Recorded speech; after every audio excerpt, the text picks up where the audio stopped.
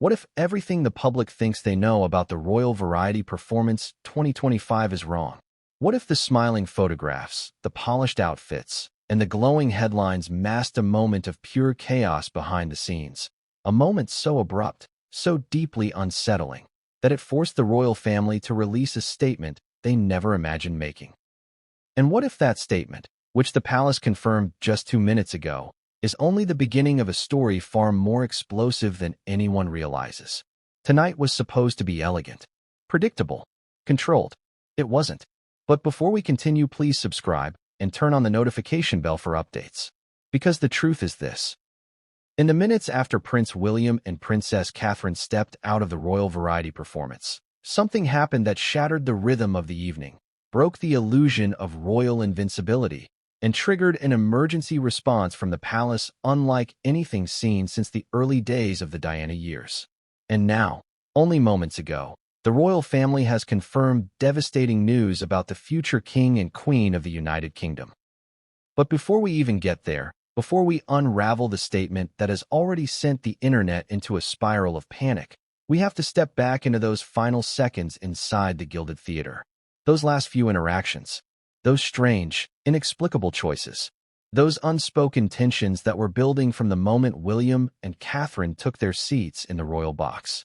Ask yourself, why would one of the most secure, carefully choreographed royal events in the world suddenly unravel at the exact moment the couple attempted to leave? Why were security agents observed whispering aggressively into their earpieces? Why did William lean toward Catherine and say something that caused her face to tighten, just seconds before she forced a polite smile for cameras? Why did the palace lift the usual photography restrictions at the exit, allowing flashes and angles normally forbidden? Why was the couple rushed out so quickly, bypassing their expected meet and greet? And most importantly, why did the palace desperately try to control the narrative, shutting down comments, tightening press access, and releasing a stunning announcement before the world could even catch its breath? Something does not add up.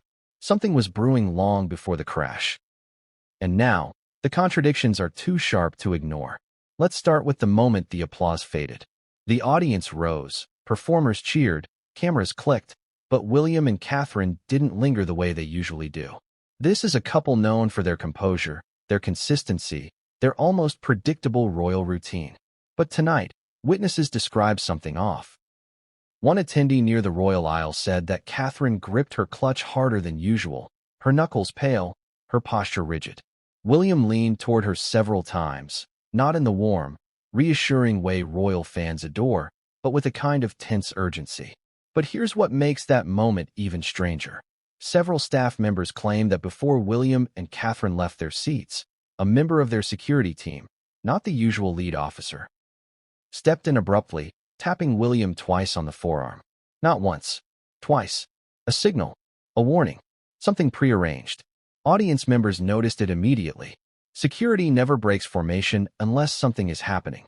Still, the show went on without incident. The public didn't see it. The cameras didn't capture it. But the tension was already spiraling long before the couple ever stepped outside. And that tension exploded into reality the moment the lights dimmed and the couple was escorted toward their vehicle. But before we get to that moment, we need to address something far more unsettling. Something that began even earlier, hours before the event, when sources say a last-minute change was made to the couple's transportation route. It wasn't announced. It wasn't explained. It wasn't even approved through the usual channels. All that is known is that the standard royal convoy lineup was altered in a way that raised eyebrows among longtime security professionals. Why would the palace change a routine that has been secure for decades? Who authorized this? And why was the shift done so quietly? More importantly, why did that route lead the royal couple directly into the path of the incident that occurred minutes later?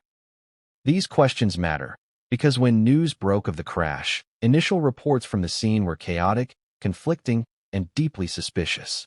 Media outlets scrambled to publish any scrap of information they could gather, but the details kept shifting. First, the incident was described as a minor collision. Then it became a serious impact. Then it became potentially life-altering. By the time the palace stepped in, reporters had changed their wording so many times that nothing made sense anymore. The public saw the confusion. They felt it instantly. and panic spread like wildfire. Because this isn't just any royal couple. This is the future king and queen. And when something happens to them, every headline in the world trembles. But here's where the story tightens, where the contradictions start turning into something more like a pattern. As social media erupted in fear, eyewitness accounts surfaced that didn't match the official reports. A woman on the opposite pavement said she heard a metallic crack before she heard tires screeching. A delivery cyclist claimed the car jerked unnaturally, as if something interfered with its movement. A taxi driver described a shadowy vehicle appearing from nowhere, trailing too close behind the royal car moments before impact. None of these details appeared in the palace's first statement. None were acknowledged by the official police briefing. Then came the truly strange part. For nearly half an hour after the incident, no one, not the media, not the public, not even seasoned royal correspondents, knew where William and Catherine were taken. Emergency calls went out, but updates did not. Photographers tried to follow, but police blocked routes. Reporters attempted to contact Kensington Palace, but officials refused to comment. Silence is not normal. In royal crises, silence means the situation is worse than anyone expects. And then, suddenly, in a move that left even veteran commentators stunned, the palace released a statement confirming devastating news that sent the nation's stomach dropping. A statement that was cold, brief, and emotionally heavy. A statement that made clear something serious had occurred. But the question that haunts this moment is not just what happened. The real question is, what led to it? Because here's the part almost nobody is talking about. The part buried in eyewitness comments, flickers of leaked footage, and unusual movements caught on surrounding cameras. Something else was happening near the theater that night.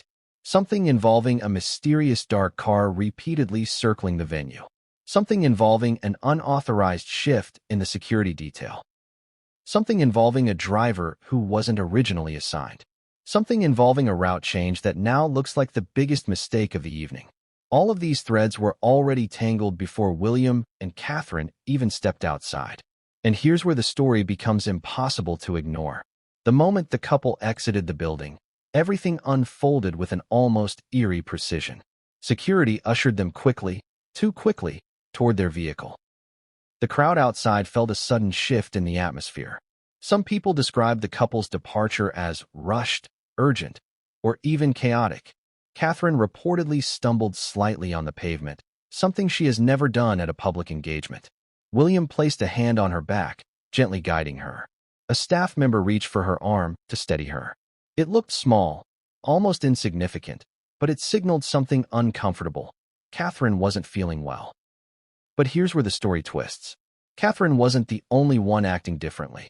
Witnesses claim William kept looking to his left, scanning the row of cars parked along the edge of the street.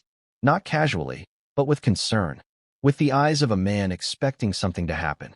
One woman in the audience swears she heard him say, "Not now. Please not now," though she couldn't be sure if he was speaking to Catherine, to a guard, or to himself. Only minutes later, everything would come crashing down, literally. And now, the palace has confirmed the devastating news everyone feared. But here's the thing. The royal family didn't just release the statement because of what happened on the road. They released it because of what investigators found afterward. They released it because of what witnesses said before the crash. They released it because of what security footage revealed. They released it because of what paramedics observed when they reached the scene. And they released it because they can't contain the truth anymore. But before we get into that, before we dive into the security contradictions, the strange vehicle, the last-minute route change, Catherine's condition, William's reaction, and the palace's sudden, chilling announcement, you need to understand one last thing. The moment investigators reviewed the dashcam footage from a nearby vehicle, the entire narrative blew open. And this is where the Real story begins. What if the most important moment of the entire Royal Variety Performance 2025 didn't happen on the stage at all, but in the seconds after the applause ended, when two of the most photographed people in the world stood up from their seats and tried to walk out of the theater? What if everything that followed, the crash, the panic, the palace statement, was already being set in motion before a single camera outside captured their silhouettes stepping into the night? Because here's the strange, uncomfortable truth. The exit didn't look normal. Not even close. People who attend royal events are used to routine. They know when the royals will stand, when they'll wave, when they'll smile, when the security team will tighten formation. But on this night, witnesses didn't see routine. They saw tension, a disturbance, a shift in the air so sudden that several people described feeling something wrong without knowing why. And the first sign that something was off came the instant William and Catherine rose from their seats. Think about that for a moment. The exact second they stood up, the mood changed. According to one eyewitness seated near the aisle, the security team was too fast. They stepped forward before William even straightened his jacket. They closed in before Catherine had adjusted her gown. It wasn't fluid. It wasn't graceful. It was rushed, almost panicked. That's not how royal exits work. Not at this event. Not with this couple. Normally, the security formation is like choreography, smooth, practiced, almost invisible. This time, it looked like a scramble. And if that wasn't enough to raise suspicion, there's something else, something far stranger. A quiet exchange happened in the royal box. Barely visible, barely audible, but explosive in hindsight. A staff member, not one of the senior aides the public recognizes, leaned in close to William. Too close. He didn't whisper something respectful or routine. He spoke urgently, with tension pooling around his shoulders. And he didn't speak once. He spoke twice. 2 short bursts. 2 warnings. 2 signals. Whatever he said made William's eyes widen, just slightly, but enough for people nearby to notice. Catherine turned toward him, not with curiosity, with concern. Her lips parted. She asked something quietly. William shook his head once, firmly, and placed a steady hand on her lower back, urging her forward. What could make the future king react like that? What could provoke such a tense, unguarded moment in public? Nobody knew at the time, but everyone felt something shift. Let's go deeper. The moment they stepped into the aisle, the security detail tightened. Witnesses described it as closing like a shield and moving with urgency. And here's a detail that keeps resurfacing in multiple accounts.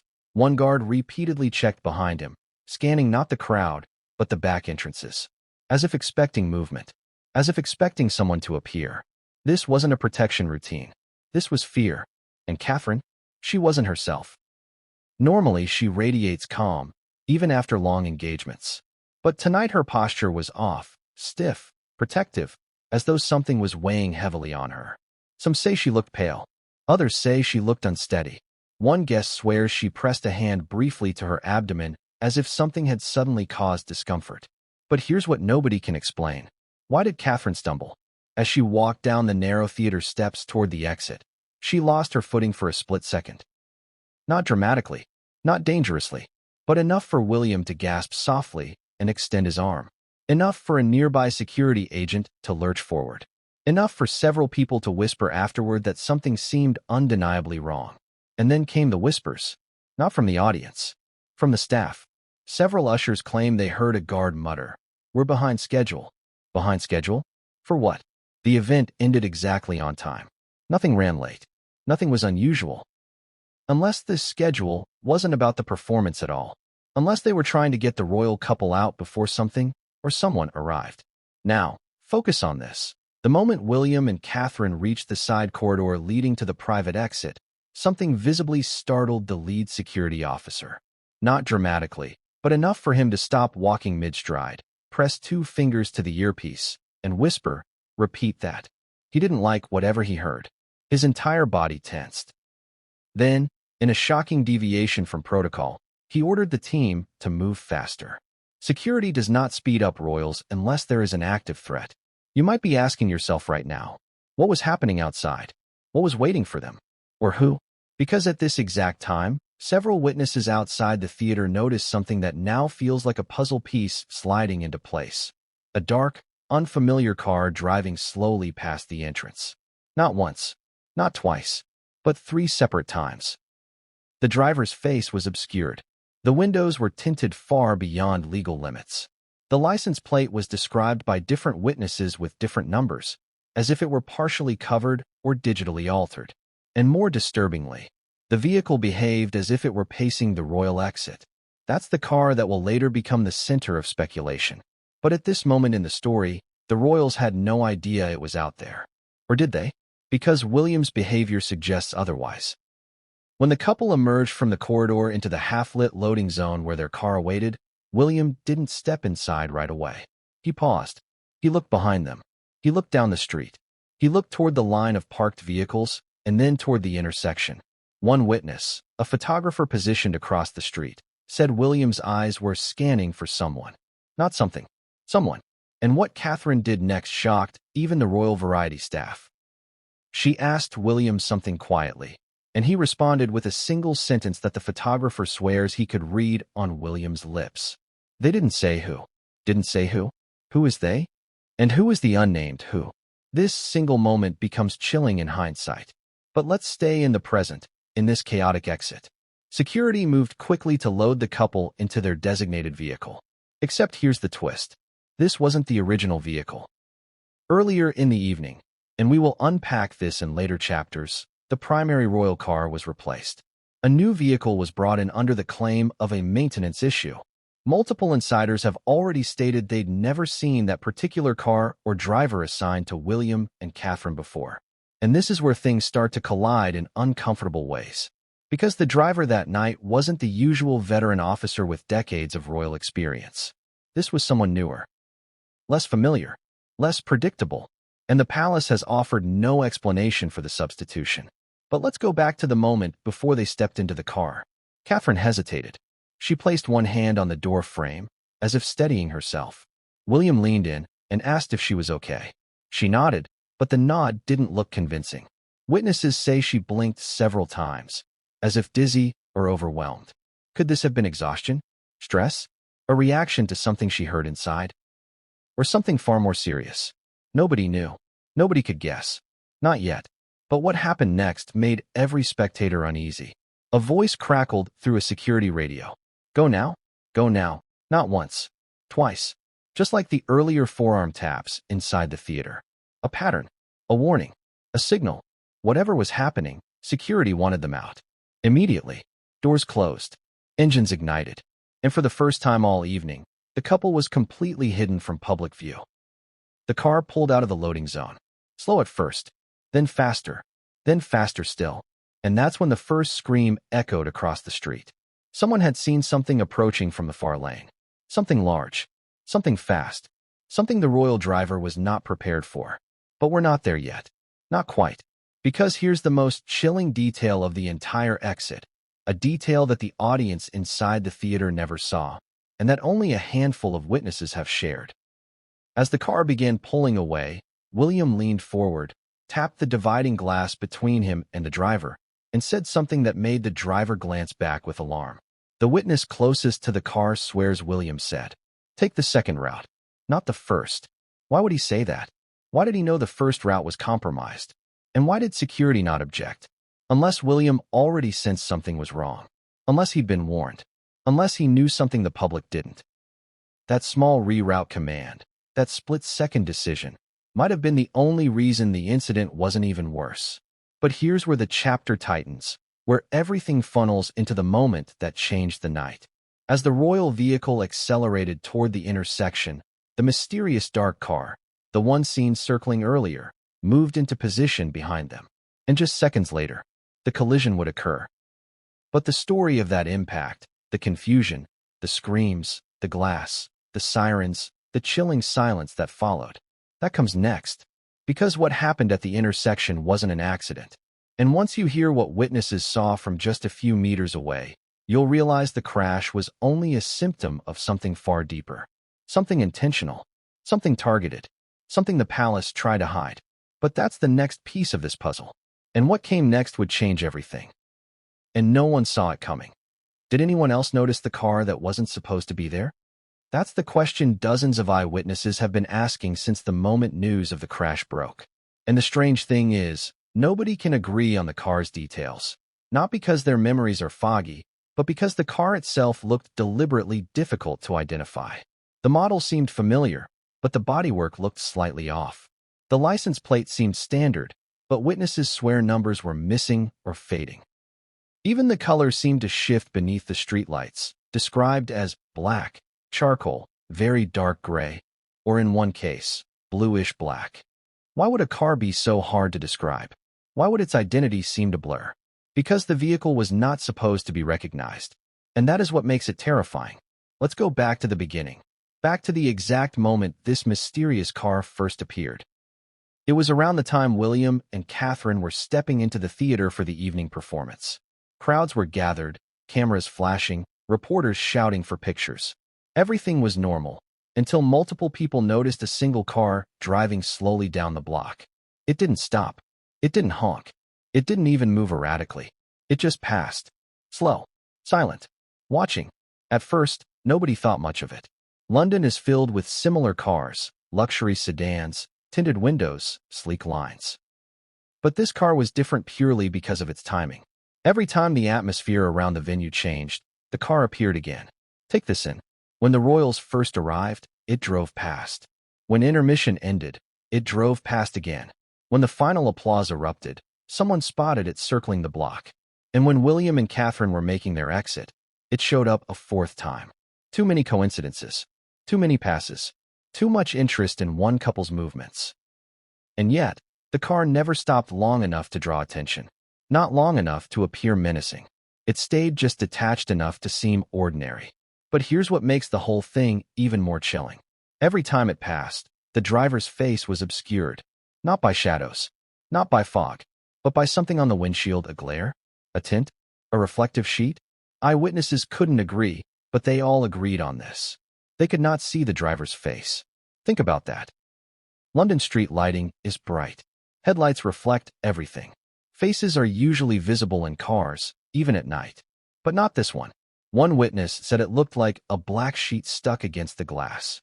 Another said, it was like the face was blurred out in real life. Blurred. Out.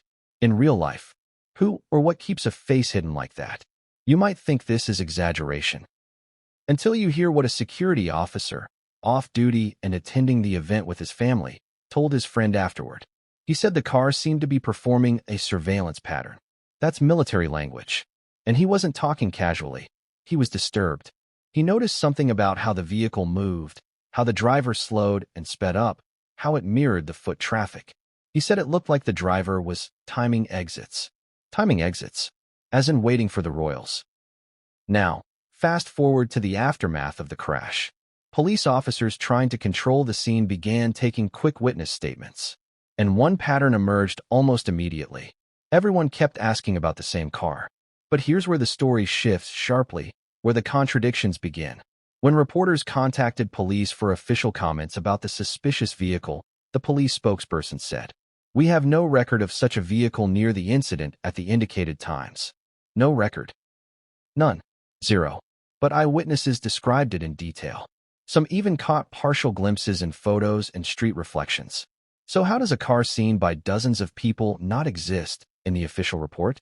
Unless someone erased it, or hid it, or ordered it to be omitted. Which brings us to one of the most unsettling details of this entire chapter. A shop owner whose business sits directly across from the theater checked his CCTV footage. He said he saw the car too, slowly driving past around the time the royals were expected to exit.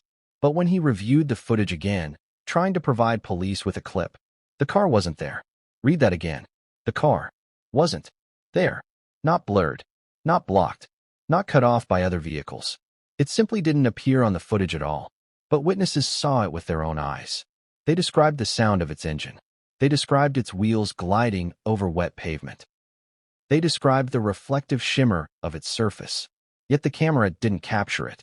The shop owner was so startled that he asked his technician to review the system for glitches. The technician found nothing wrong. No corrupt files. No skipped frames. No tampering. The camera should have captured the car. But the car was missing. Which raises a question that sounds like it comes straight from a political thriller. Was the vehicle using some sort of anti-surveillance technology? And before anyone says that's too far-fetched, remember this. Private intelligence firms use these techniques all the time. Some cars are fitted with devices that scramble plate recognition. Some can distort or disrupt CCTV sensors. Some can alter how light reflects off their surfaces. This isn't science fiction. It's modern espionage technology. And the fact that the mysterious vehicle circled the venue repeatedly suggests it was scouting, watching, measuring, timing. Let's examine something else. Witnesses described the license plate as wrong. Not obviously fake, not a prop, just wrong. Fading characters, misaligned spacing, an almost holographic appearance under streetlights. One woman described it perfectly. It looked like the plate was flickering. Flickering? License plates do not flicker, unless they're designed to avoid recognition, unless they're modified, unless they're digital overlays. Who uses digital overlays? Intelligence agencies, private security contractors, high-level surveillance teams. Normal people do not have access to such technology. Which brings us directly to the next disturbing connection. When investigators began piecing together early reports, they discovered something uncanny. A car matching this vague description had been spotted earlier in the week near two different royal engagements. One outside an awards ceremony, one near a charity event. Both times, the car drove past slowly and then vanished. The palace didn't comment, but insiders shared something chilling. Security had been aware of a suspicious vehicle shadowing royals for days. They couldn't identify it. They couldn't match the plate. And they couldn't determine if it belonged to press, paparazzi, or someone else entirely. But it kept showing up, always near William and Catherine. And that night at the Royal Variety performance, it showed up again, at the worst possible moment. Which brings us to the crucial moment of the evening. As William and Catherine prepared to exit the theater, that very same mysterious vehicle was seen idling on the far end of the block, engine running. Not parked, not waiting for an open space. Idling, watching, positioned exactly where it could follow the royal car onto the main road. How do we know? A passerby recorded a short video clip of the vehicle. The sound was distinctive. A deep, heavy engine thrum, not typical of standard London sedans. The kind of engine used in high-performance vehicles designed for speed or power. Why would such a car be waiting outside a royal event? Why would it be in the shadows? Why would it be running? Unless the driver was anticipating a chase or preparing for an intercept. And here is where the timeline turns sharp and unforgiving. The moment the royal car pulled out of the loading area, the mysterious vehicle pulled out too. Exact timing, split seconds apart, like choreography. A photographer described it as shadowing the royal car's movements. Another said it slipped into traffic behind them like it had been waiting for that moment all night. And here's the detail that chills every single royal watcher. The vehicle matched the speed of William and Catherine's car.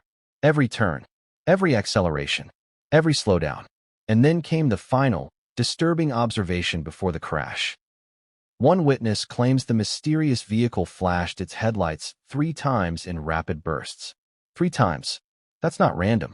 That's a signal. Flashes from a vehicle at night always mean something. Warning, communication, coordination, or a trigger. Who was the driver signaling? Who was the signal meant for? And what did it set into motion?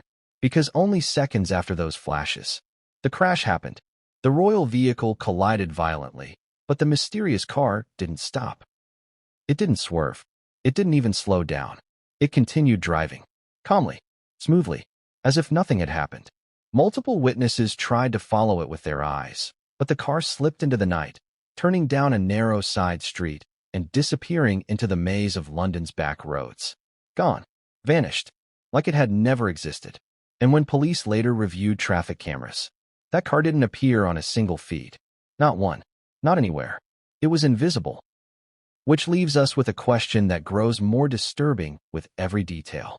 If the mysterious vehicle was truly unrelated, why did it shadow the royals? Why did it appear multiple times? Why did it accelerate the moment they accelerated? Why did it use anti-surveillance techniques? Why does it not exist on any footage? Unless the crash was not random. Unless something else was going on. Unless someone wanted this to happen. Because when investigators connected the dots later, they discovered something explosive. Something that would shift the entire investigation toward a more sinister possibility. But that piece of information belongs entirely to the next chapter. And what investigators found when they traced the mysterious vehicle's route backward would send shockwaves through the palace. What if the crash wasn't the first thing that went wrong that night? What if the real warning signs began long before William and Catherine ever stepped onto the red carpet? Long before the applause? Long before the mysterious vehicle circled the theater, long before anyone outside the palace had a clue what was unfolding behind the scenes. Because here's the truth that no one expected to discover. Hours before the Royal Variety performance even began, the royal security operation quietly shifted in a way that experienced insiders have described as unprecedented, erratic, and completely out of character for such a high-profile engagement. It wasn't an accident. It wasn't a coincidence. And the shift was so strange, so completely illogical, that several long-serving staff members reportedly questioned whether someone inside the palace had interfered. Let's start with the first red flag. The original protection officers assigned to William and Catherine, a team that has been with them for years, that understands their routines, their expressions, the slightest change in their mood, were suddenly replaced. Not all of them, not publicly, but enough to make people familiar with their usual details stop and ask, where's the usual lead? Why is the main driver missing? Why are these new faces on tonight's team? Security rotations do happen, of course. They're standard, predictable, planned.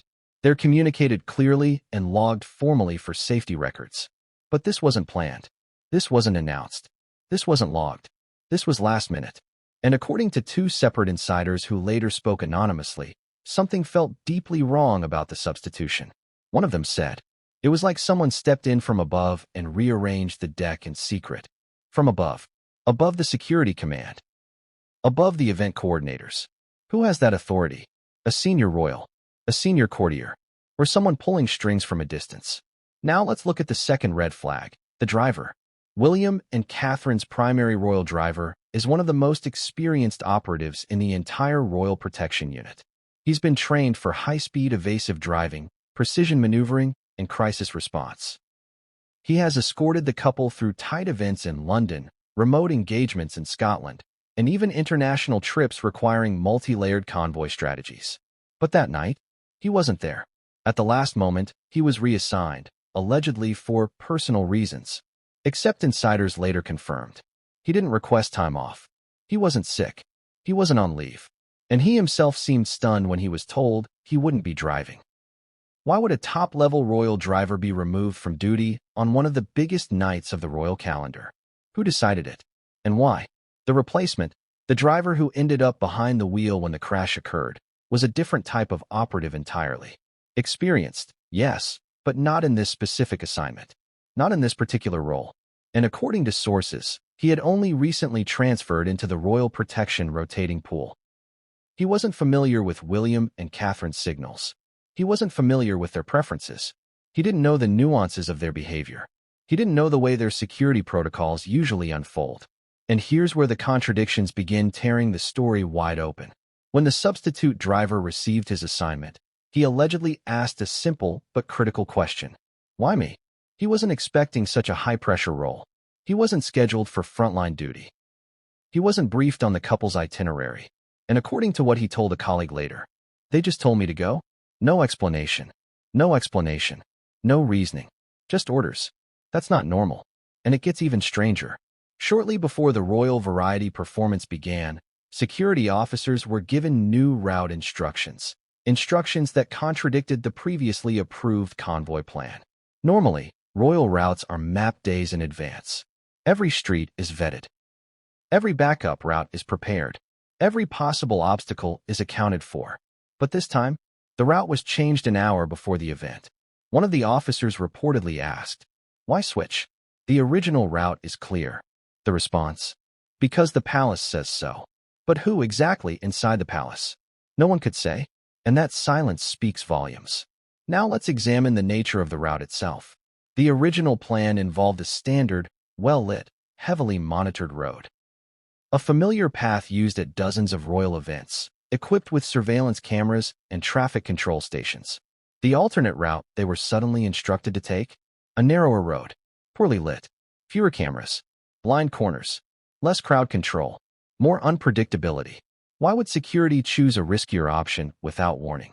Who benefits from placing the couple on a less secure road? What was waiting on that road? And now we start to see the pattern forming. The new driver. The route change. The unusual substitutions. The repeated circling of the mysterious vehicle. It all points in one direction. The stage was being set long before the crash. But we're not done. Because something else happened backstage. Something even more unsettling. During the performance, While Catherine was watching the show and William was politely applauding, security received an encrypted message. Not a standard alert, not a routine check-in. A message coded through a system used only in rare circumstances involving direct threats. One guard reportedly looked at his phone, blanched, and abruptly left his position, again, completely out of protocol. He returned minutes later, pale and stiff, and whispered something to the officer beside him. That officer stiffened too. And then both men shifted into a heightened state of alertness that did not escape the eyes of guests in nearby rows. One attendee later said, "I could tell something had happened. Their bodies changed. Their attention changed. But the strangest part? The encrypted alert was never logged in the official timeline. How do we know? Because a source connected to the security review later confirmed. There's a gap. A missing alert. Something was deleted. Deleted. In the midst of an active royal protection operation. Who would dare do that? And why? The more we learn about that night, the more it becomes painfully obvious that something was unraveling behind the scenes, and no one wanted the public to know. Still, the most chilling moment in this entire sequence happened right as the final act of the variety performance began. A senior member of the royal protection team abruptly left his post, mid-performance, walked backstage, and made a call. Witnesses say he was visibly distressed. He spoke in short, clipped phrases, pacing back and forth behind stacks of stage equipment. Stage crew overheard fragments.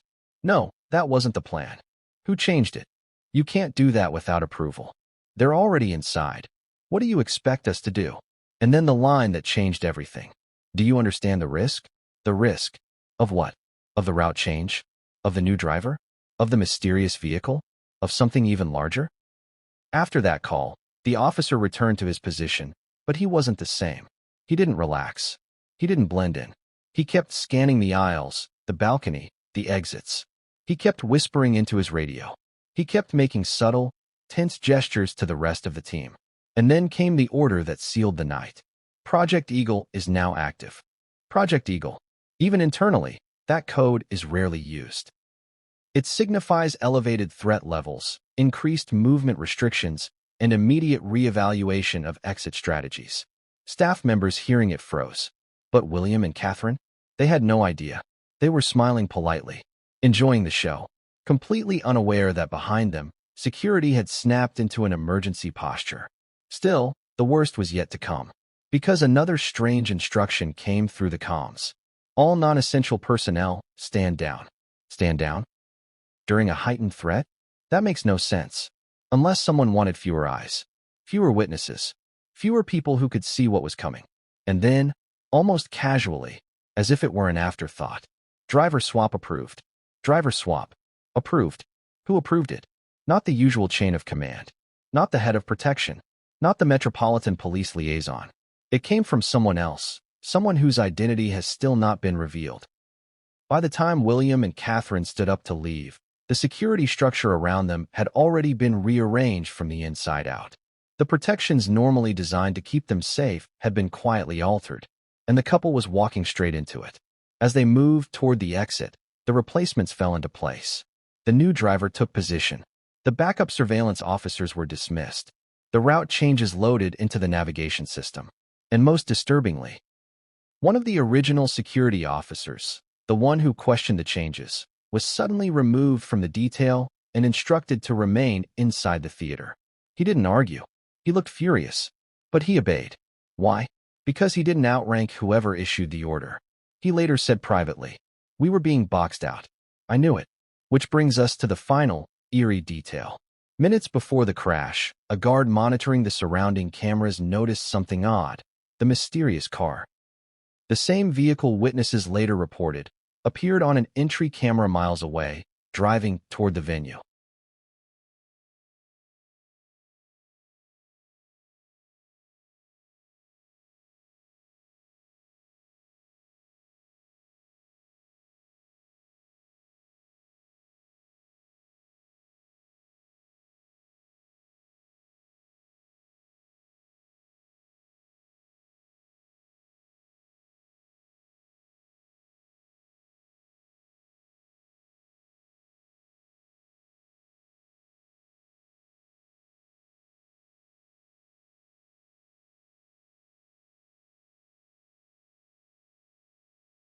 He radioed the message. He issued the alert. He warned the team. But the response he got was chilling. Do not engage. Why not? Why ignore a suspicious vehicle tracking a royal route? Why deactivate the alert? Unless someone knew exactly who was in that car. Unless someone didn't want the team to interfere. Unless the threat came from someone the team wasn't allowed to challenge. And now the picture is starting to come together. The substitutions. The route change. The deleted alert. The restricted personnel. The abandoned protocols. The do not engage command. This wasn't chaos. This wasn't coincidence. This was coordinated. And what followed next, when the royal vehicle pulled onto the street and the mysterious car fell in behind it, was the moment when everything snapped into place. Because just seconds later, the first emergency call went out. But the real horror of what happened in those 4 seconds after the collision, that's the part no one was ready for. For seconds. That's all it took. For seconds to transform a polished royal evening into a frantic emergency. For seconds to turn London's most prestigious entertainment night into a scene of chaos. For seconds to push the future king and queen of the United Kingdom into a moment so violent, so unexpected, that investigators still cannot agree on what truly caused it. For seconds. But those 4 seconds contain everything. So let's break them down. Not through rumors, not through headlines, but through the chilling combination of eyewitness accounts, leaked audio, street cam anomalies, and the contradictory statements that followed. Because what happened at that intersection wasn't simple. It wasn't clean. And it definitely wasn't an accident. It was too fast, too precise, too synchronized. Ask yourself, how does a car traveling under heavy security on a supposedly vetted route with a professional protection driver suddenly lose control in one of the busiest, best-lit parts of central London?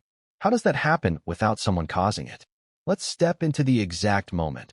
The moment right before metal collided with metal. William and Catherine's car had just exited the narrow loading alley. It turned onto the main road, picking up speed. The mysterious dark vehicle slipped in behind them immediately, maintaining an exact distance that several witnesses later described as unervingly deliberate. Not too close, not too far, just close enough to shadow. The royal car reached the first major intersection. A taxi driver waiting at the red light noticed something odd. The brake lights on the royal vehicle flickered for half a second, even though there was nothing in front of it. Why brake? Why flicker? Why hesitate? Was the driver startled? Did he spot something ahead? Or was the car already malfunctioning? Before anyone could process what was happening, another witness, a cyclist, heard a strange sound. A metallic click. A sharp, unnatural snap. Not the sound of a collision. Not tire noise. Something else. Something mechanical. Something internal. Something deliberate. Seconds later, the royal car jerked violently to the left. Not a smooth swerve, not a defensive maneuver, but a sudden, forceful tug that ripped it out of its lane. The cyclist said it looked like the steering wheel was yanked.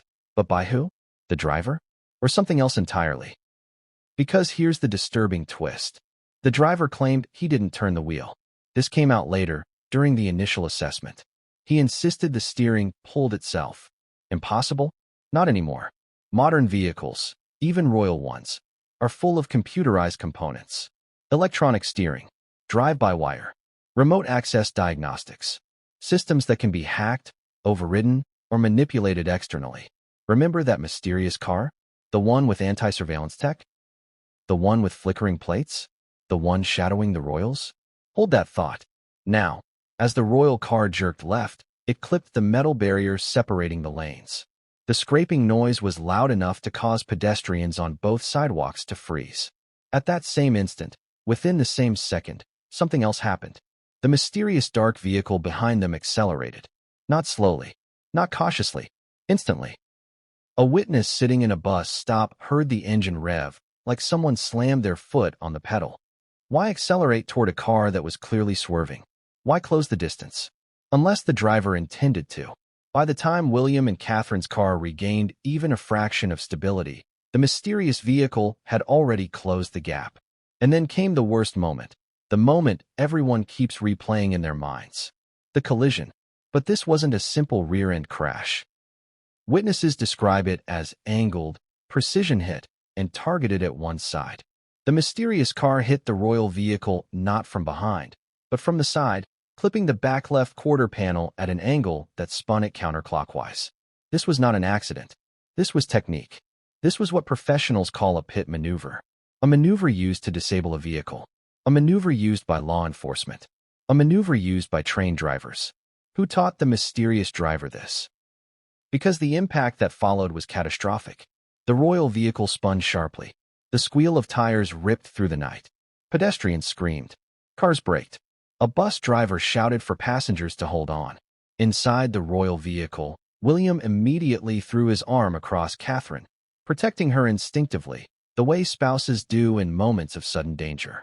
Catherine grabbed the edge of the seat, her face described by one witness as frozen in shock. And then the second impact hit. As the spinning vehicle lost control, its right side slammed into a traffic light post. Metal crunched. Glass shattered. Sparks burst from the scraping surface. The front bumper crushed inward with a sickening crunch. In that moment, something terrifying happened inside the car, something we now know only because of a paramedic who leaked information later. Catherine's head hit the side pillar.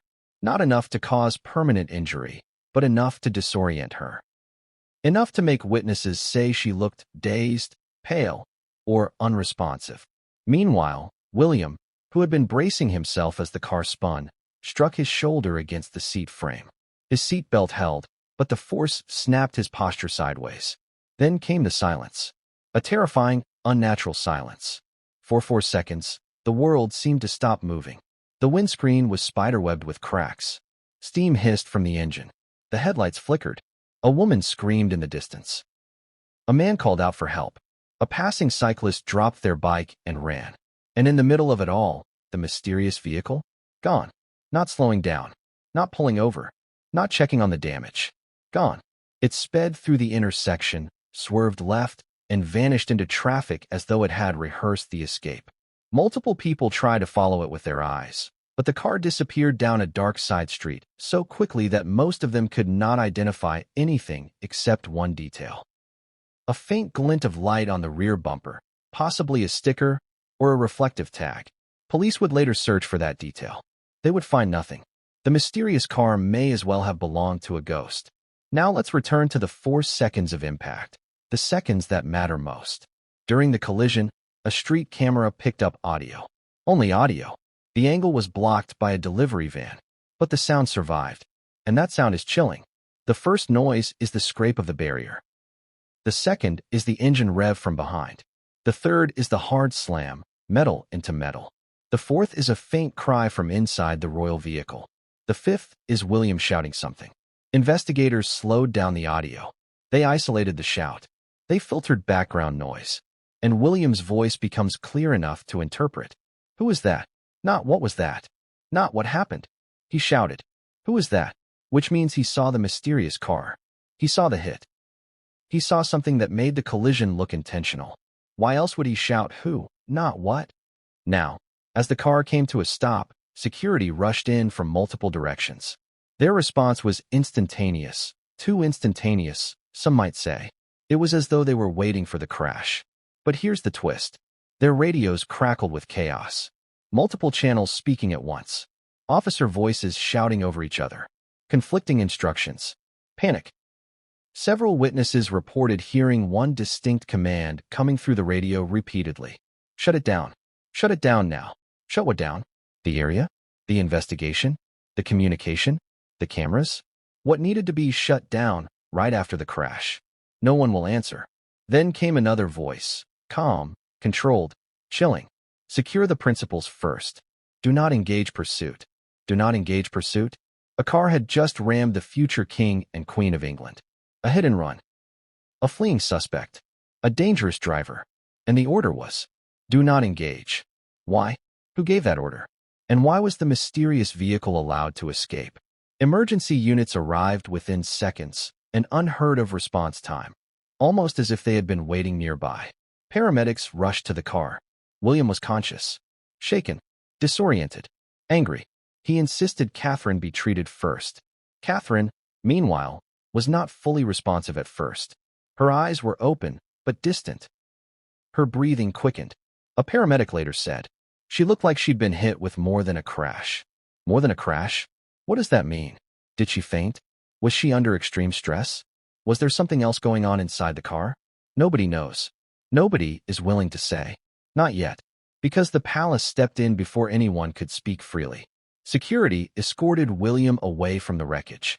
He fought them at first, insisting he needed to reach Catherine. His voice was described as trembling with panic and fury. What terrified him most? The crash? Or what? Or who caused it? Paramedics finally managed to stabilize Catherine, placing her on a stretcher, clearing her airway, and protecting her head and spine. They loaded both royals into separate ambulances. And right at that moment, the moment Catherine was lifted into the ambulance, something unexpected happened. A piece of metal fell from the royal vehicle onto the pavement. A bystander picked it up without thinking. It was small, it was warm, and it was out of place. A strange black rectangular device, no larger than a deck of cards, with edges melted slightly from the impact. The bystander handed it to a police officer. That device will become the centerpiece of the investigation later. But not now. Not at this moment. Right now, all that mattered was the crash. The broken glass. The twisted metal. The unanswered questions. The missing car. The radio orders that made no sense. And the future king and queen being rushed to emergency care. And as the ambulance pulled away from the scene, William stared out the window, stunned, shaken, trying to piece together what had just happened. Witnesses saw one thing in his expression. Recognition. As if he'd seen something familiar. As if he'd recognized part of the attack. As if he knew, or feared, who might be behind it. Because 4 seconds can reveal everything. 4 seconds can expose secrets. 4 seconds can expose enemies. But the truth about what happened inside the vehicle, the medical emergency that made paramedics rush Catherine ahead of William, is something far more disturbing. And when we explore what was happening to Catherine in those moments, the story takes a turn nobody saw coming. What if the crash wasn't the worst part of the night? What if the real emergency, the one that made paramedics go silent, the one that sent senior royal staff into panic mode, the one that forced palace officials to scramble behind the scenes, happened inside the car after the collision? Because here's the truth most people don't know yet. Catherine wasn't just injured. She was in the middle of a medical crisis that security, paramedics, and the palace tried desperately to hide. The crash didn't just jolt her. It triggered something. Something serious. Something unexpected. Something terrifying. Let's step into the first moments after impact. The seconds where the truth about Catherine's condition began to surface. When the royal vehicle slammed into the traffic light pole, everything went black inside the car. Glass burst inward. The cabin filled with dust, sparks, and the harsh smell of burnt rubber. Catherine's seatbelt locked, saving her from being thrown forward, but the side pillar wasn't as forgiving. Her head struck it sharply, causing a momentary loss of responsiveness. Here's the detail that has investigators worried. Catherine didn't immediately respond when William called her name. William, bruised and disoriented from the spin, tried to reach her through the chaos. But Catherine's eyes didn't focus right away. Her body slumped slightly. Her breathing became shallow. And for several seconds, she didn't speak. Several witnesses later said they saw William pounding on the window from inside, shouting her name. Panic in his voice. Not shock, panic. He knew something was wrong. Not just physically wrong, medically wrong. Now let's examine what paramedics found when they reached her side. A paramedic, who later shared details off the record, said that when they opened her door, Catherine was conscious but not fully alert. She answered their questions slowly. Her responses were delayed. Her pupils were slightly unequal in size, a detail that, in medical language, signals neurological distress. But that wasn't all. Her hands were trembling. Her pulse was irregular, and she seemed unable to process her surroundings. This isn't normal for a crash survivor at low-speed impact. This isn't typical shock. This isn't simple disorientation. This is something more serious. And here's the detail that shocked paramedics most. Catherine whispered, I can't breathe properly." Those words changed everything. When a royal complains of breathing difficulty after a crash, the medical team immediately suspects internal trauma, especially blunt force injury to the chest or abdomen. But that wasn't the case. There was no visible chest bruising, no broken ribs, no signs of crushed airways. So why couldn't she breathe? One paramedic said, It was like her body was shutting down from the inside. Not from injury, from something else.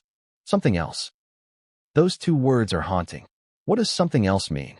A panic-induced physiological response? A neurological shutdown? A delayed reaction to the head impact? Or something that happened before the crash even occurred? Let's rewind. Remember Catherine stumbling inside the theater? Remember her pale expression?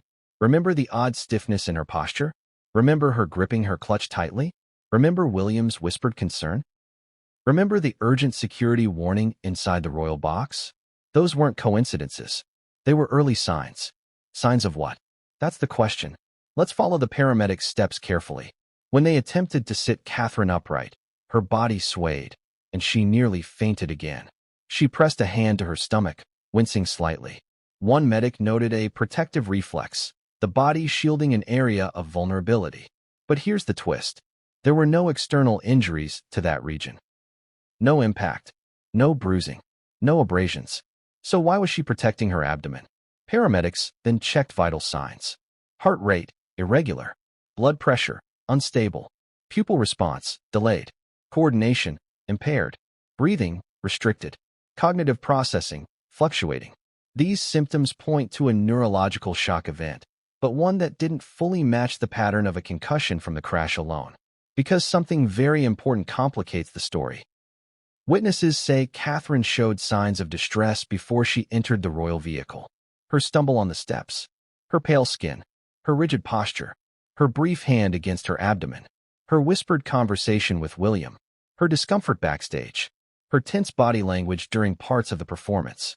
What if the crash didn't cause the emergency? What if it triggered or intensified an ongoing one? This is where things get uncomfortable. Paramedics asked Catherine if she had felt unwell earlier that evening. According to a leak, she nodded. That single nod changes the entire understanding of the night. Because if she was already unwell, then the crash wasn't the beginning of the crisis. It was the tipping point. And that raises another disturbing question. Was Catherine's condition linked to the mysterious events unfolding around the theater that night? As medics moved her onto the stretcher, she whispered something else. A phrase only two people heard clearly. Tell William. I felt strange earlier. Strange earlier. Earlier when? Earlier where? Earlier how? Security didn't let paramedics press further. Now let's talk about what happened in the ambulance. One paramedic asked Catherine to squeeze their hand. Her grip was weak. Her eyes drifted. She repeated one phrase. Everything feels heavy. Heavy. Medically, that suggests neurological impairment. Something affecting her ability to process sensory input. Meanwhile, in the second ambulance, William was demanding to know Catherine's status. He kept asking whether her symptoms matched concussion, shock, or something else entirely. But here's the detail that created a full-blown storm inside the ambulance team. A third medic, responsible for cross-communication, relayed this. Possible pre-existing onset, not solely collision-related. Meaning, whatever was happening to Catherine didn't start with the crash. But then comes the most alarming detail of all, one that was leaked by a hospital staff member later that night. When Catherine arrived at the emergency unit, the medical team discovered something unexpected: elevated levels of stress-related biomarkers in her blood, levels far higher than typical for someone involved in a vehicle collision.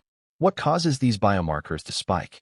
Intense anxiety, exposure to a triggering event, physical distress, severe fear response, toxic exposure, neurological overload, or a sudden shock that occurred before the physical trauma.